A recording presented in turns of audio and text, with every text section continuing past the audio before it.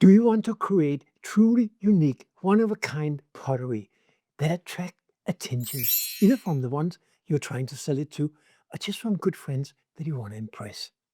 For many years, I tried to make unique pottery by shaping it in original ways and making all these kind of crazy textures. But I kept coming back to the classic shapes of pottery because, after all, they look the best and they work the best. So then I moved on with glazes, and I did a lot of different glazes. I tried to make my own glazes, original glazes, but I'm not a chemist. I can't invent new glazes, so I often end up with something that other potters can also do. But then I discovered Pitfire. This is the oldest way of making pottery. It's basically just fired in a bonfire. We use no glazes, but only organic materials, salt, oxides, and things like that. And it creates truly unique results. One of a kind. The downside is that you can't really make two that are the same. Never. But then again, that's not really what we're trying to do, right? But how do you do pit-fired pottery?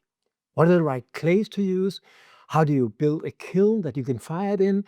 What are the colorants that you can use to make these beautiful colors? You can, of course, go to YouTube. There are tons of videos about how to do pit fire. I actually published quite a few of them, but then unstructured. You have to wade through lots of them to find the different elements of pit fire. It's not a structured learning. And then, of course, you can attend a real life workshop. And I encourage you to do that because it's great to do. I actually been teaching quite a few of these workshops, and I love it. But there is a problem with these kind of workshops.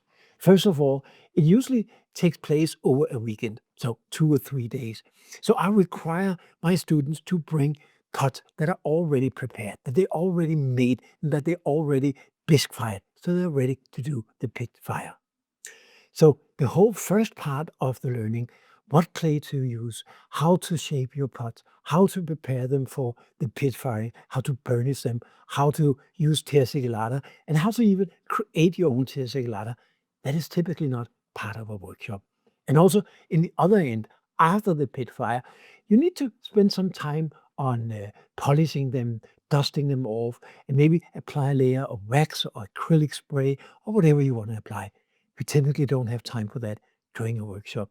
So you only get a small portion of that whole experience of doing Pitfire. With the Pitfire course that I'm offering here, you'll get everything. I explain about the clay, I explain about how to do the best shapes and forms and prepare them for the Pitfire, do the actual Pitfire, of course, but not only just with one kind of kiln, but multiple different designs of the kiln. And I will show you how you finish them up, how you brush them, de-dust them, and how you can apply layers of different materials to either make it food safe or just waterproof for a vase. The other problem with a workshop is that there's a lot of information that are being shared in just a couple of days, and it's unlikely that you can remember all the details when you get back home. With the online course, you have individual lessons covering every aspect of the pit fire, and you can go back and watch it as many times as you want. And also, I have a few downloadables, like a list of all the colorants that you can use, so it's easy to remember. And I have tips about where you can buy the different components that we use for the pit fire. Also, the cost of attending this online course is much cheaper than most real-life events. So please click below to see everything that's included in this course. I'm sure you're going to enjoy it just as much as I did making it.